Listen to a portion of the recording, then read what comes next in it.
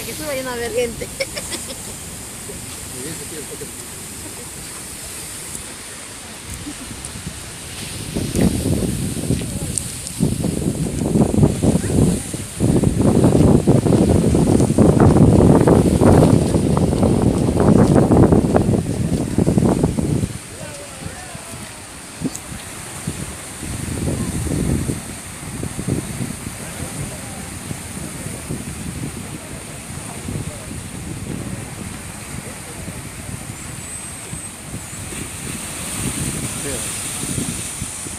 No sé.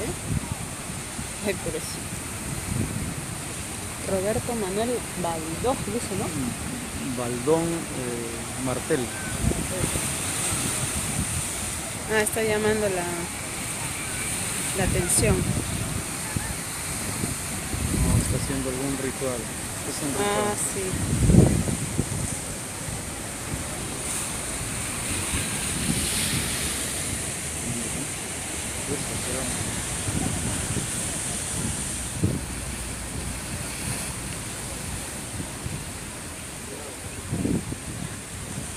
Se va a lanzar de este lado, tenemos que volver para acá. Sí, creo. Mira la sombra, sí, vaya ahí.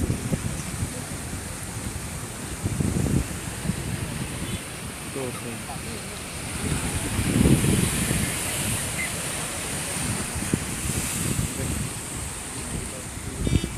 sigue filmando.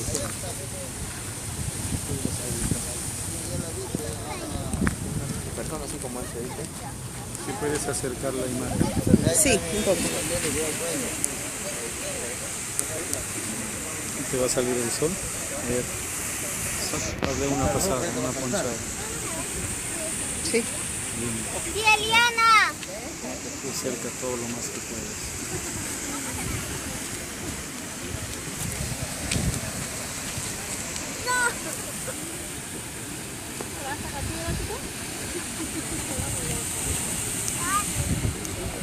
Está al máximo, ¿no?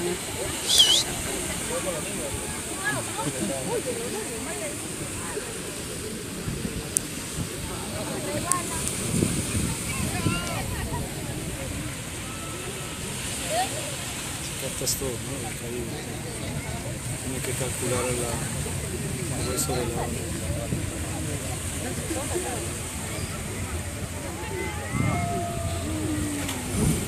Ay, Dios mío. Mira, salió rápido. No lo agarra de boca. Ya se cogió. Todo, todo.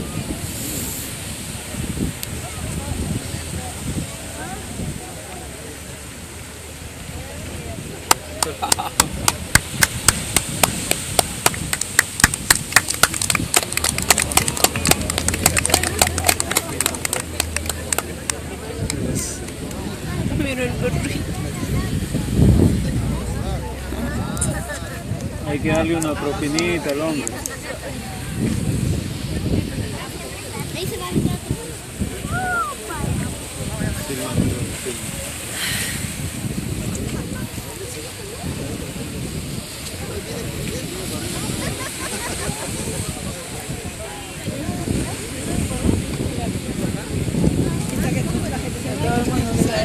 Sí, ellos viven de esto, una propina. No tiene. Y después tirar. Dice que tiene una clavícula rota, porque una vez ha tenido un accidente y así, sí. He estado contando todos sus 9 años tiene saltando, ¿no? Eso vive. No tiene seguro, no tiene nada. Tiene una...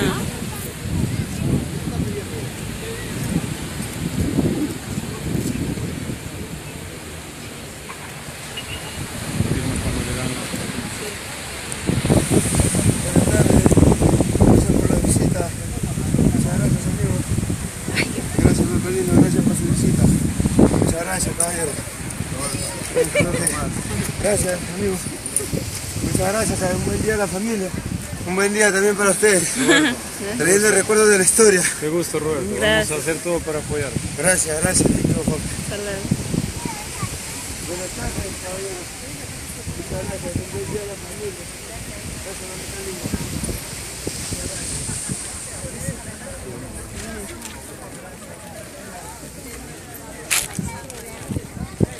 Sí, pues se arriesga su vida.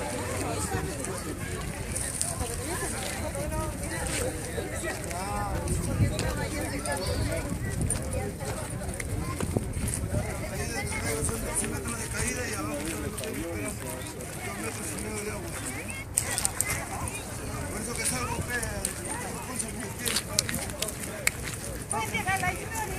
gracias. Le voy a contar la historia, pasen acá adelante. Hay que subirlo a nosotros. Sí.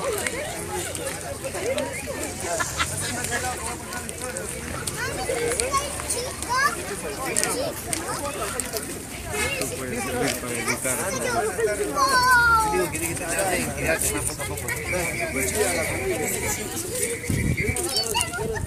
Voy a contarle la historia del fraile. Bueno, este es mi amigo Jorge. Aquí estoy.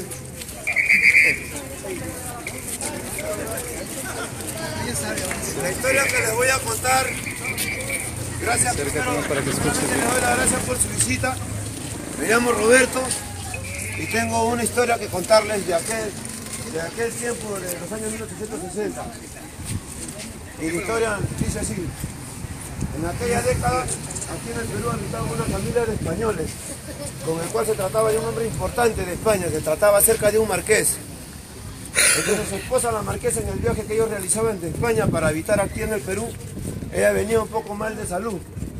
Y su enfermedad en el Perú, poco a poco, cada vez le fue avanzando más, y su misma enfermedad le quitó la vida en el Perú. Falleció la marquesa. Entonces enviudó el marqués, pero el lindo fruto de su matrimonio que le había dejado fue la linda hija que tuvieron ellos. Se llamaba Clara, tenía la edad de 10 años. Entonces, como era su única hija del marqués, el marqués le daba todo el amor, cariño y afecto a su hija. A la vez también hubo una nana, una mujer muy buena, que se encargó del cuidado de Clarita desde pequeñita. Se llamaba Evarista la nana. Y Evarista también tenía un hijo que se llamaba Francisco. Y Evarista era madre viuda, Francisco era huérfano de padre. Y era 3 años mayor que Clara. Ya que el marqués nunca tuvo un hijo varón, Francisco se convirtió en su engreído del marqués. Y el marqués de cariño lo llamaba Panchito. Y ya que nunca tuvo un hijo varón, con el paso del tiempo lo llevó a tomar en adopción a Francisco. Lo convirtió en su hijo. Y pasando más el tiempo, sin saber ellos, sabiendo ellos que no eran hermanos de verdad, o sea, no eran hermanos de sangre, ellos se enamoran. Fue pasando más el tiempo, ya Clarita se hizo adulta y ese amor en ellos tanto había crecido que Francisco llegó al extremo de embarazar a Clara. Entonces cuando el marqués se entera que su hija Clara estaba esperando un hijo y cuando se entera que el padre de su hijo era Francisco, se decepcionó tanto con Francisco que llegó a pensar que él había abusado de Clara. Y por no mandarlo a prisión ordenó que él inmediatamente fuera internado en una iglesia y ahí que se hiciera un fraile. Mientras tanto el marqués, como se sentía acá en el Perú avergonzado, decidió regresarse a su país llevándose a su hija para nunca más volver al Perú. Y a él dejarlo en la iglesia para que sea un monje, un fraile. Pero el barco con el que él iba a viajar iba a tardar un mes todavía. Y mientras que el barco estaba en reparaciones, Francisco en la iglesia ayudaba a un padre de apellido Mendoza, lo ayudaba en todo. Como un monaguillo ayuda en una iglesia a un padre a pasarle las hostias, a recoger las propinas. Y al final de todo el día, de todas las misas, él limpiaba la iglesia también. Entonces, cuando llegó pasó todo un mes, llegó el 17 de octubre del año 1869, la fecha que el barco iba a partir del puerto de Callao. Panchito también en la iglesia se ganó el privilegio para poderse despedir de su amada Clara. Ya eso había un acuerdo de su mamá Evarista que había hablado con Francisco y Clara para que ellos se puedan despedir. Le dijo que se paren en la peña más alta de acá, de Chorrillos, y que cuando pasaba el barco ella se iba a estar despidiendo de él. Entonces él trajo un catalejo y divisaba en la isla San Lorenzo, cuando aparece el barco. Aparece la proa del barco y él divisando está afuera del horizonte todavía. Esperó que esté enfrente, más cerca allá adentro del horizonte. Él divisando la parte proa, que es la de adelante del barco, la parte popa, la parte centro, buscando a su amada Clara y nunca la llegaba a ubicar. Y sabía de qué color de vestimenta iba a estar. Hasta que busca en la parte más alta del barco, en esas torretas que tiene el barco, la ubica que ella estaba vestida de blanco con un sombrero blanco y mirando con un catalejo hacia el morro solar despidiéndose de él. Entonces él se alegró porque recién de tanto rato que la buscaba la encontró y siguió, ya él se despidió de ella. Se despidieron hasta que el barco salió fuera del horizonte. Cuando desapareció el barco, él del morro solar descendió hasta uno de estos lugares y consigo también había traído un pergamino que él lo había escrito con tinta y pluma todo lo que le había pasado en su vida. Entonces ese pergamino lo puso en el suelo y lo pisó con una piedra y él se paró al filo del abismo y antes de arrojarse se encomendó a Dios pidiéndole perdón por todo lo que, o sea, por el pecado que él iba a cometer arrojándose, quitándose la vida. Y ya su cuerpo, cuando él se arroja, su cuerpo sin vida abajo entre las rocas, el oleaje lo golpeaba contra las peñas.